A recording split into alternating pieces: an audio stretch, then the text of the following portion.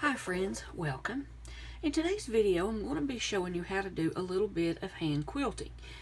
We recently finished a pot holder over in my group down a country lane on Facebook, and I told you that I would show you how to do some hand quilting on a regular quilt, on the layers, that how to layer a quilt and quilted and all that. Now we did hand quilting on these, but since this has an extra layer in the pot holder, it has a layer of Insulbrite in it just to keep you from getting burned. That's what the Insulbrite is for. And so I wanted to show you how to layer just a regular quilt that has a backing, the batting, and the quilt top on it, and then I'll show you some different options for quilting. I have here, this is a quilt hoop, and this is one of the smaller ones that I have. It's a 10-inch, and this is just an embroidery hoop, and I wanted to show you this to show you the difference. You can see the width here of these. The quilt hoop is always wider than your embroidery hoop. Don't get the two confused, because your embroidery hoop is just not going to be strong enough to hold all those layers of your quilt. And so you would want to find an embroidery hoop that you're comfortable with. There are different sizes of these: 12, 14, 16-inch round hoops. There are oval shaped ones. You can even get the PVC pipe style that it's a floor model. And there are wooden frames. There are all different kinds of frames, and so if you get into hand quilting, that might be something that you would want to look into. The next thing you're going to need is just some thread snips. You're going to need some hand quilting needles, and this is the John James Golden Glide Big Eye Quilting Needles, size 10. This is hand quilting thread. You're going to need to get actual hand quilting thread. You don't want to use just a garment type thread. Now this is Coats, by the company Coats, and you can get different name brands, different price ranges. For beginners, this is a really good quality, and you might not want to put so much money into your supplies right away, although you do want something that is going to be, that's going to give you a good result. And so as I said, I just always use this, and it's never given me a problem. It doesn't break or whatever over time. So anyway, you're going to need a chalk pencil, and this is a dressmaker's chalk pencil, and these usually come in a pack of 3. You get 3 different colors, usually white, pink, and blue. And then you're just going to need a regular little pencil sharpener to keep your pencil sharp. And these are basting pins, and you would baste your layers of your quilt together with these. And the curve in it here just helps you to get down in there and pin a little bit easier. And so let's go ahead and talk about the pot holder that we did over on Facebook in the group down a country lane. I had told you that I would do a little bit of hand quilting on just your regular quilt layers, and so that's the purpose of this video today. Now this is the pot holder that I made, and I quilted in the ditch, which means that I stitched right along the seam line here. You don't stitch in it, you stitch right beside it when you do quilting in the ditch. And you can feel these layers. One layer is going to be a little bit thicker than the other, and so you want to put your stitches right along the line, or along the piece that is the thinnest, because this piece has my seam allowance folded over here. Okay, so you don't want to go through all those layers when you quilt. It makes it really difficult. Just like this was difficult To Hand Quilt, and we had to do it a little bit different than you normally would. So now there are quilt stencils that you can get. This one is 3.5 by 3.5, and it measures from here to here is 3.5 inches, and this way.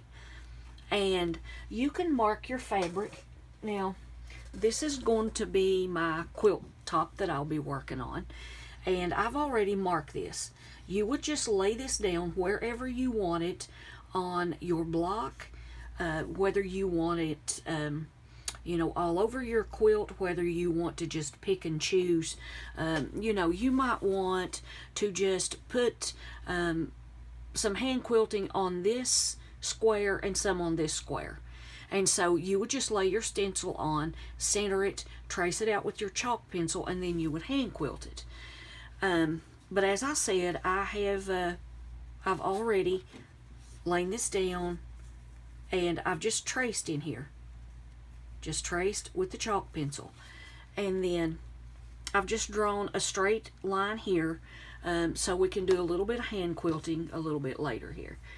Now, there are different stencils, different sizes, different kinds.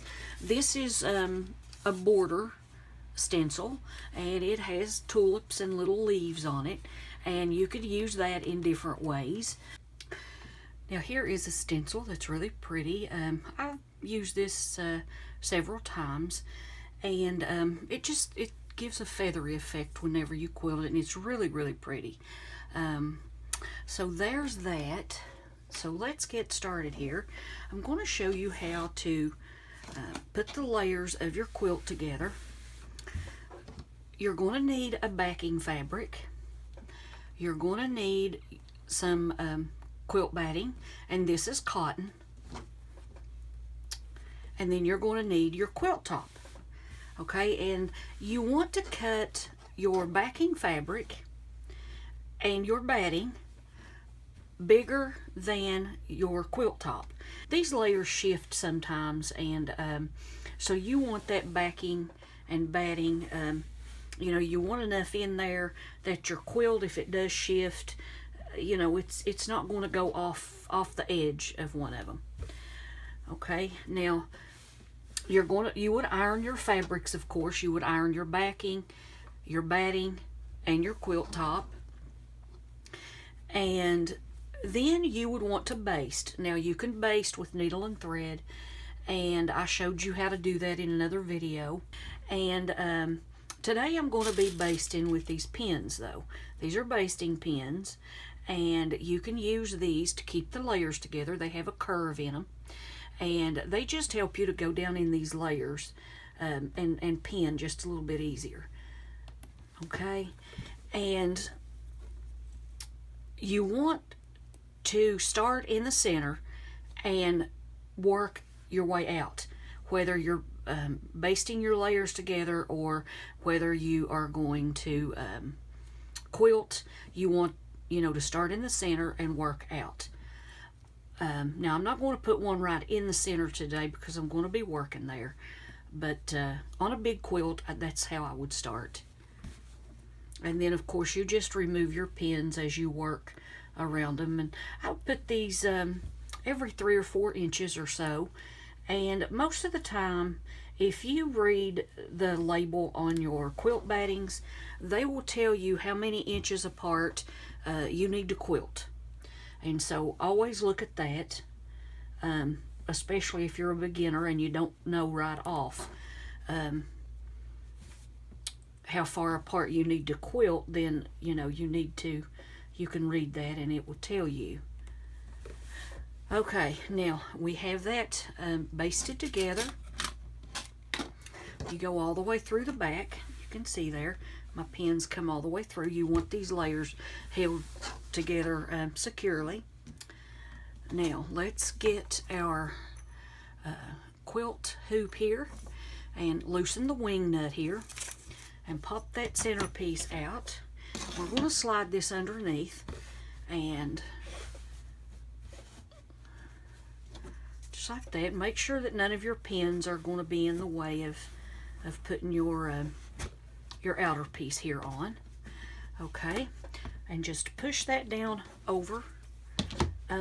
You can come back here, and if you see some places that have a few wrinkles or puckers or something, you can kind of pull that just a little bit, pull your layers, and get all this straightened out, just like that. Okay.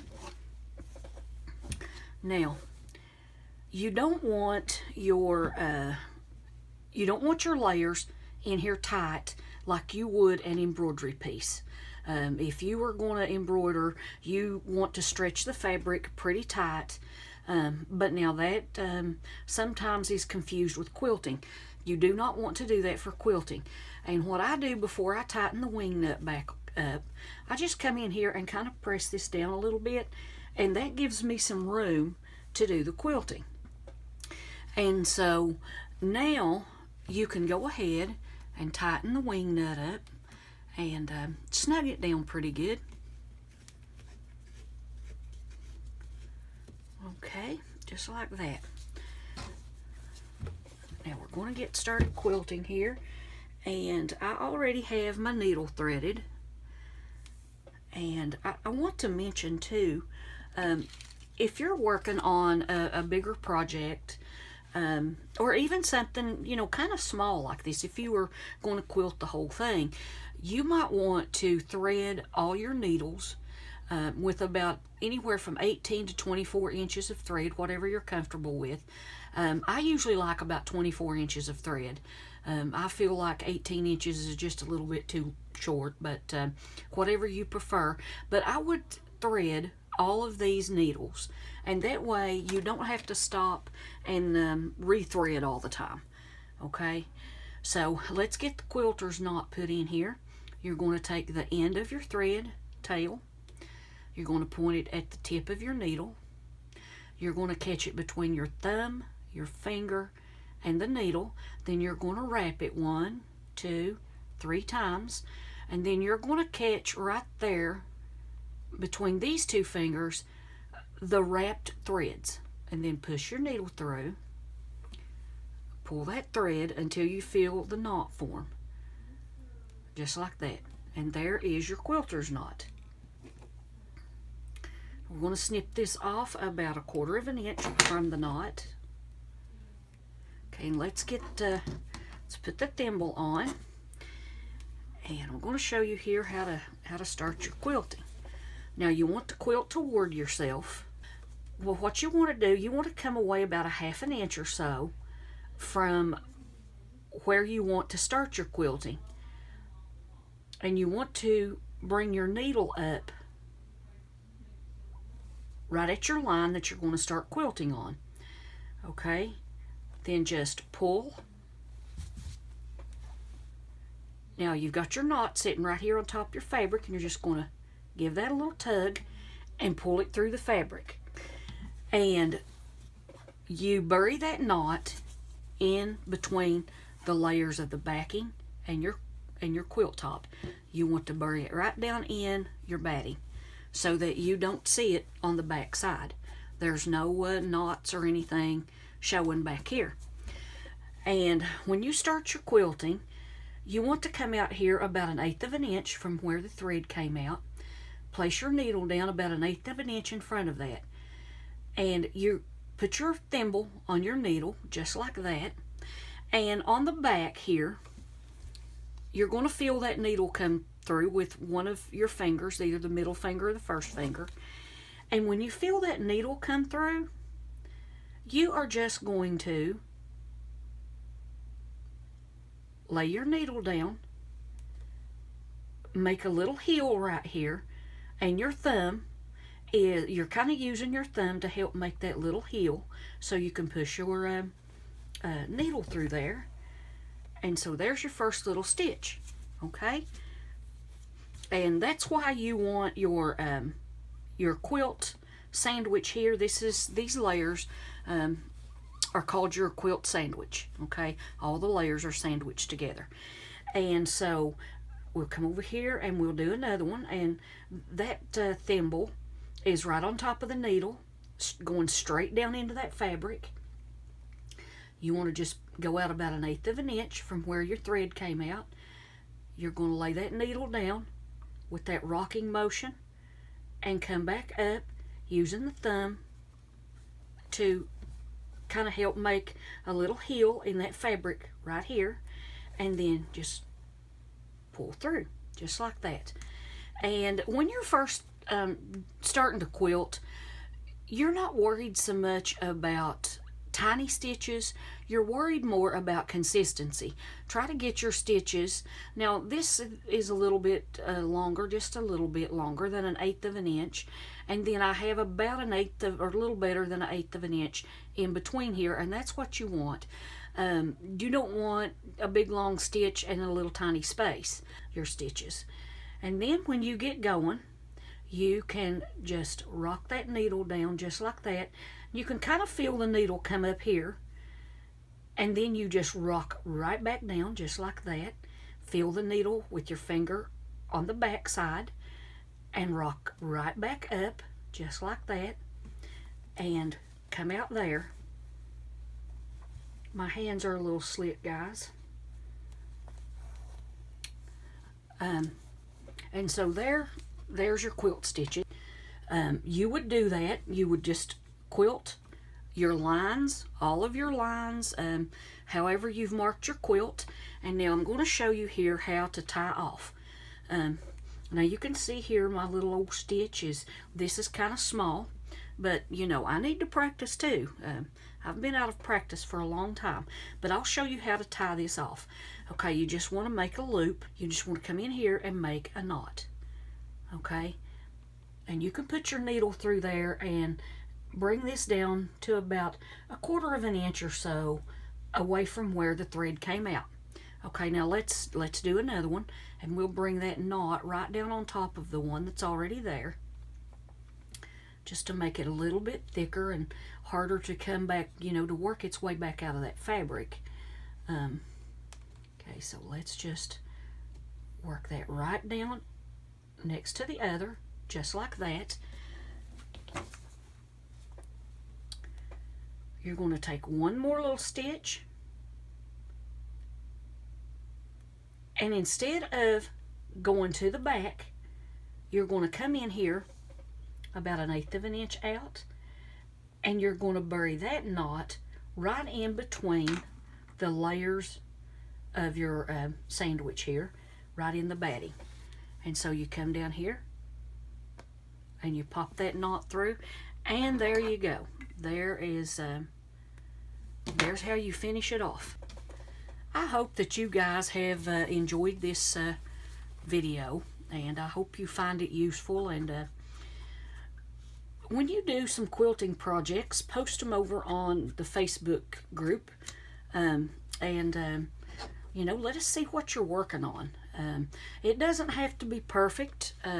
You know, my stitches aren't perfect for sure, but it's just fun, you know, as a group to work on a few things together, and hopefully we can work on a few more things in the future, whether it would be another sewing project or maybe a craft or something. So anyway, you guys enjoy your quilting. If you have any questions, you can leave, you know, you can leave the comment below, and you can also post over on Facebook and ask questions. If I can't answer it, I'll try to find out for you, or maybe somebody over there would know the answer if I don't. And so that's what a group is all about. That's the good thing about a group. You know, everybody knows a little bit. Some know a little more than others, and you know, we just all help each other, and that's as it should be. So anyway, you guys enjoy your day. Till next time, you guys be blessed and happy trails.